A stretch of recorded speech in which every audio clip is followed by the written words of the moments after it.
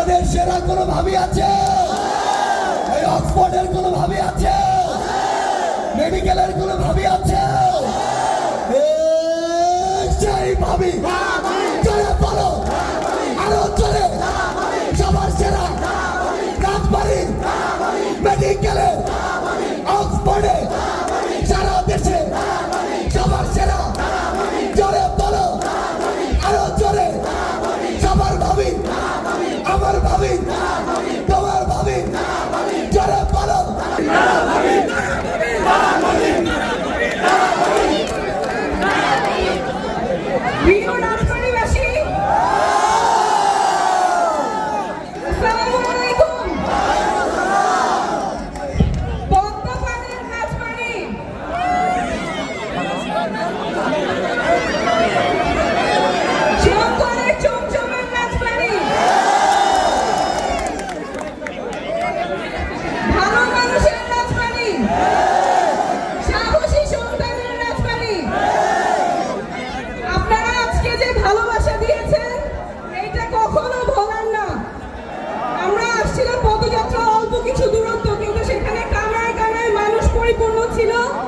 অনেক ভালোবাসা দিয়েছেন, এখনো এখানে শেষ মাথা পর্যন্ত মানুষ, অনেক দলের অনেক মতের মানুষ আজকে আপনারা একসাথে আমাদেরকে সমর্থন দিতে এসেছেন, ভালোবাসা জানাতে এসেছেন। সেই জন্য আপনাদের প্রতি অনেক অনেক কৃতজ্ঞতা। আমি রাজবাড়ীতে প্রথম আসি আমার বিয়ের পরে, কারণ এই জায়গাটাই আমার শ্বশুর বাড়ি এবং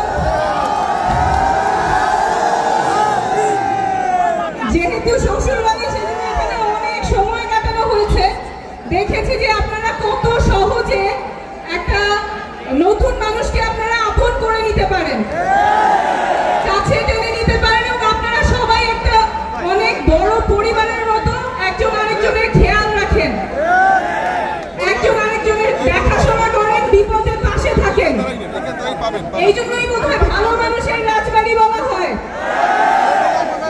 সহজ সরল মানুষের রাজবাড়ি, যারা একজন আরেকজনের বিপদে পাশে দাঁড়ায়। এবং এটা সামনেও যাতে থাকে, আমরা সবাই সবার বিপদে পাশে থাকবো, সবাই সবাই বিপদে সাহায্য করব। যদিও রাজবাড়ি ভালো মানুষের এলাকা, রাজবাড়ি সবসময় বঞ্চিত। আপনাদের একটা ভালো হাসপাতাল নাই। আমি আপনাদের সদর হাসপাতালে গিয়েছিলাম, সেইখানে দেখেছি রোগীদের কতখানি ভোগান্তি হয়। সেখানে ফ্যাসিলিটিস ভালো নাই, ব্যবস্থাপনা অনেক অব্যবস্থাপনা আছে। ডাক্তাররা কাজ করেন কিন্তু পর্যাপ্ত ডাক্তার নাই। 5টা ওষুধ দিলে সেখানে 3টাই পাওয়া যায় না, বাইরে থেকে কিনে নিতে হয়, খুঁজে পাওয়া যায় না। সরকারি হাসপাতালে টেস্ট অল্প সময় করা যায়, দুপুরের পর আর টেস্ট করা যায় না, বাইরে থেকে করতে হয়। কিছু হলেই যাইতে হয় ফরিদপুর। কারো যদি স্ট্রোক হয়, হার্ট অ্যাটাক হয়, অ্যাক্সিডেন্ট করে, এইখানে চিকিৎসা নাই। চিকিৎসা করতে ঘন্টার পর ঘন্টা দূরে যেতে হয়, রাস্তাতেই মানুষ মারা যায়। এই আমাদের 54 বছরের বাংলাদেশে এই স্বাস্থ্য ব্যবস্থা আমরা চাই না। জরুরি চিকিৎসা মানুষের যখন প্রয়োজন তখনই শুরু হবে, হাসপাতাল পর্যন্ত অপেক্ষা করতে হবে না। অ্যাম্বুলেন্সেই যাতে জরুরি চিকিৎসা শুরু হয়, সেই ব্যবস্থা আমাদের করা প্রয়োজন, সরকারিভাবে করা প্রয়োজন, যাতে যার যখন হার্ট অ্যাটাক হবে সে অ্যাম্বুলেন্সেই চিকিৎসা করতে করতে হাসপাতালে যাবে। সেই ব্যবস্থা আমরা চাই। স্বাস্থ্য ব্যবস্থা এমন স্বাস্থ্য ব্যবস্থা যেখানে চিকিৎসার অভাবে মানুষ মারা যাবে না, টাকার অভাবে, চিকিৎসার অভাবে মানুষ মারা যাবে না। এইখানে আমি যখন রাজবাড়িতে আসি অনেকেই চিকিৎসার এটা সেটা নিয়ে আসেন। আমার মনে আছে শিরিন আপা আসছিলেন, উনি কয়েকদিন আগেই টেস্ট করাইছেন কিন্তু কাগজটা হারাই গেছে। তো ওনার ওই কাগজ আবার খুঁজে বের করতে হবে, খুঁজে আর পাবেন না, তখন আবার টাকা খরচ করে আবার পরীক্ষাগুলি করাইতে হয়, ডাক্তারের কাছে যাইতে হয়, তখন দেখা যায় চিকিৎসা ভালো হয় না, কারণ তথ্য তো নাই, কাগজ নাই, কাগজ হারাই গেছে। আমরা এমন স্বাস্থ্য ব্যবস্থা চাই যেখানে সবার স্বাস্থ্যের জন্য একটা ইলেকট্রনিক কার্ড থাকবে, ওই কার্ডে সব থাকবে, জন্ম থেকে মৃত্যু পর্যন্ত তার স্বাস্থ্যের কি কি সমস্যা ছিল,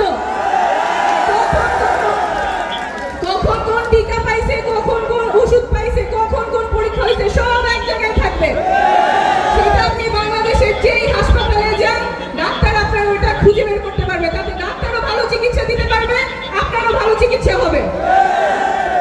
আমরা চাই বাংলাদেশে স্বাস্থ্যের জন্য ভালো গবেষণা তৈরি হোক, বিশ্বমানের গবেষণা যাতে বাংলাদেশ থেকেই হয়। স্বাস্থ্য ব্যবস্থা আমরা চাই বাংলাদেশের স্বাস্থ্য ব্যবস্থা যাতে বিশ্বমানের হয়, এবং এই যে আপনারা তরুণরা আছেন, আপনাদের শিক্ষা ব্যবস্থাও যাতে বিশ্বমানের হয়। আপনারা তো কারো চেয়ে কম না, আপনাদের মেধা আছে, বুদ্ধি আছে, তাহলে আমাদের রাষ্ট্র থেকে কেন সেই সুযোগ দেওয়া হবে না যাতে আপনারা বিশ্বমানে শিক্ষিত হতে পারেন? আপনাদের কর্মসংস্থানের ব্যবস্থা কই? আপনাদের ছেলেমেয়েরা, সন্তানেরা এখানে অনেকে আছে, আফরিন আছে, সাকিব আছে, অনেকে আছে যারা গুলির ভয় না করে আপনারা রাজপথে নেমে এসেছিলেন গত বছরে, কারো তোয়াক্কা করেন নাই, পুলিশ মারছে তারপরে আপনারা সামনে গেছেন, ওদেরকেই আপনারা ধাওয়া দিচ্ছেন। এই যে আপনারা সাহস নিয়ে নামছেন, সেটা শুধুমাত্র সরকার পরিবর্তনের জন্য না, চেহারা পরিবর্তনের জন্য না।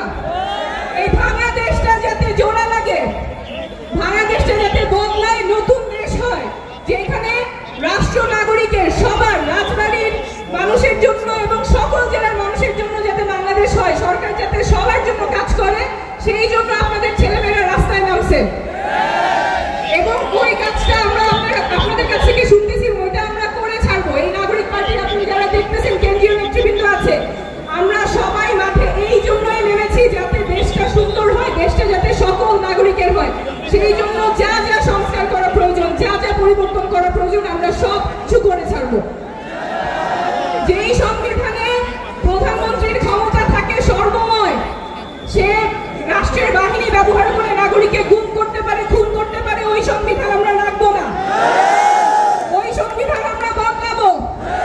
সংবিধান হবে বাংলাদেশের সকল নাগরিকের, সব মানুষের অধিকার রক্ষা করবে। ওই লড়াইয়ে আমরা নামছি, ওই লড়াইয়ে আপনারা আমাদের সাথে থাকবেন। পথ অনেক লম্বা, চ্যালেঞ্জ অনেক, কিন্তু মানুষ যখন জাগে ইতিহাস বদলায়।